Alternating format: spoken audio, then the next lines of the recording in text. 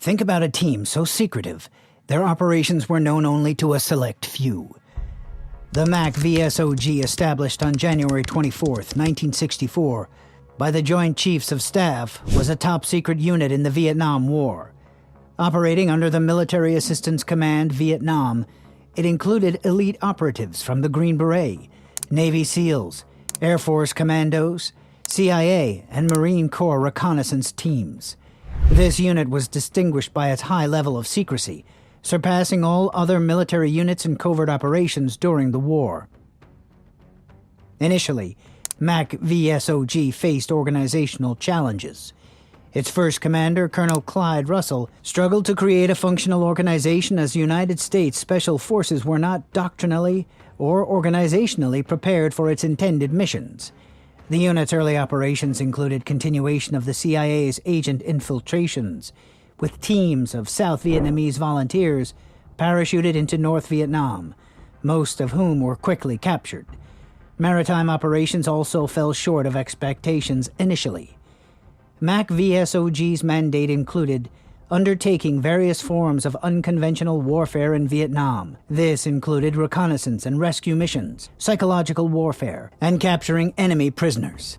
Their operations were significantly secretive due to the USA's official stance that American forces were not operating outside South Vietnam. Much of MAC VSOG's work was conducted in North Vietnam, Laos, and Cambodia, emphasizing the importance of the Ho Chi Minh Trail to the North Vietnamese Army. Its structure was complex and evolved over time. Initially, its missions included continuation of the CIA's agent infiltrations and psychological operations against North Vietnam. The psychological operations, for example, involved detaining North Vietnamese fishermen and indoctrinating them with anti-communist messages before returning them to their homeland.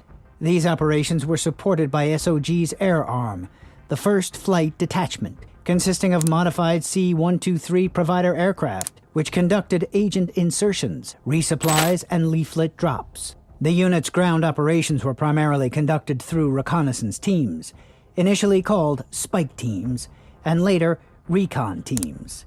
Each team typically comprised 3 U.S. Special Forces personnel and up to 9 indigenous personnel. The forward operating bases, or FOBs, of MAC VSOG fielded about 30 recon teams, each named after U.S. states, snakes, and tools. In situations where recon teams encountered difficulty, they could call for assistance from U.S.-led reaction forces known as Hatchet Forces, consisting of about 5 U.S. SF and 30 indigenous personnel. These forces could also be used for ambushes or reinforcing recon teams. Larger operations involved SLAM companies tasked with search, location, annihilation, and monitoring or mission objectives.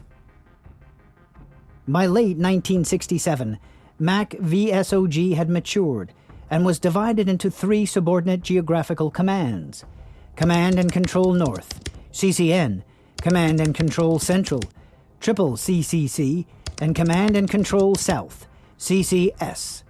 Each had distinct operational areas, with CCN located at Da Nang, CCC at Kon Tum, and CCS at Ban Minh Thuo. These sites operated independently, based on the ground tactical situation, and included reconnaissance, reaction, and security forces. The organization was somewhat flexible, adapting to the changing needs and conditions of the war.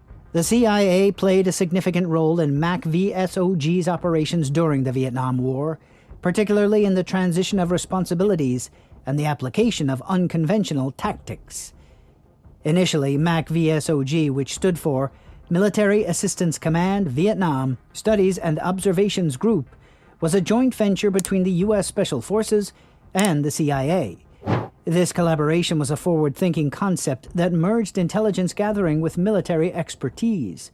The group was originally called the Special Operations Group, but the name was altered to MAC VSOG to maintain a level of deniability. This change was part of the broader strategic shift in the CIA's operations during this period, as they sought to counter global communism, particularly in Southeast Asia. This shift included paramilitary operations officers from the CIA being deployed to Vietnam under the guise of advisors. In terms of tactics and techniques, MAC VSOG was known for its emphasis on surprise, agility, and the element of surprise in its operations. This approach was reminiscent of the motto of the Jedburgh teams during World War II: surprise, kill, and vanish. The unit's operations were characterized by deep penetration missions behind enemy lines, often in Cambodia and even in China. These missions were highly specialized and required a blend of military and intelligence skills, something for which the operators were specifically selected. The CIA's paramilitary branch within the National Clandestine Service, known as the Special Activities Division and later as the Special Activities Center, was a critical component in these operations. This division had a history of involvement in various covert actions worldwide, ranging from toppling governments to arming freedom fighters in an effort to halt the spread of communism. MAC VSOG conducted several key operations that significantly impacted and changed the course of the conflict.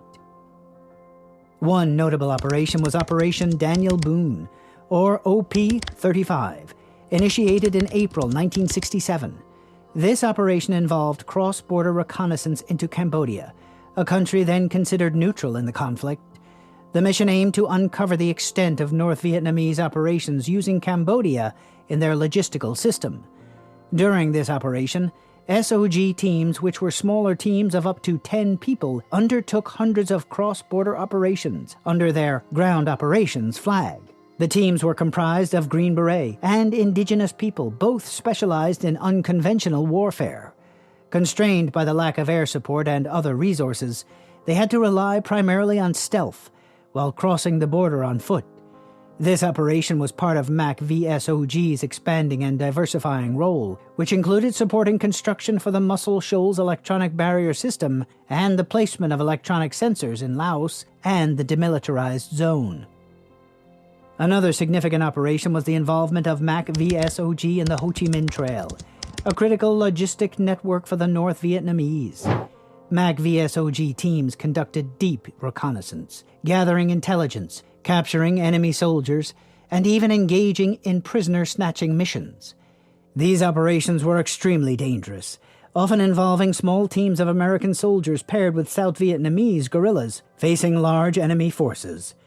An example of the high-risk nature of these missions is the Thanksgiving Day 1968 operation, where a six-man team faced an enemy force of 30,000, and Frank D. Miller's solo encounter with 100 NVA troops. The intelligence gathered by MAC VSOG from these operations was crucial, contributing to about 75% of American intelligence about the Ho Chi Minh Trail. The impact of MAC VSOG on the Vietnam War was profound. Their operations behind enemy lines and along critical supply routes like the Ho Chi Minh Trail played a significant role in disrupting the enemy's operations and gathering essential intelligence. Now there is another significant, albeit controversial, aspect of the United States' counterinsurgency efforts during the Vietnam War: the Phoenix Program. Its primary aim was to dismantle the Viet Cong through infiltration, assassination, capture, counterterrorism, and interrogation. The program was grounded in the notion that the North Vietnamese insurgency required local support within civilian populations, referred to as the VC infrastructure, or political branch, which coordinated the insurgency.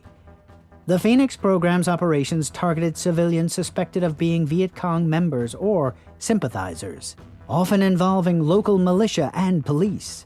A system of laws called An Tri was established to govern these operations, requiring 3 distinct pieces of evidence against an individual for targeting. The controversial nature of the program stemmed from its approach, which included targeted killings and the use of torture during interrogations. Reports indicate that various forms of torture were employed, including electric shocks and physical abuse. Throughout its duration, the Phoenix program neutralized 81,740 people, of whom 26,369 were killed. The rest either surrendered or were captured. Critics of the program argued that it often resulted in the deaths of innocent civilians and was exploited for personal politics. Despite the controversies, the program was considered successful in suppressing Viet Cong political activities and contributed to the structure and identity of the VC being known in every province of South Vietnam. However, it was also criticized for mostly capturing or killing low and middle-level VC members, while senior officials often evaded capture.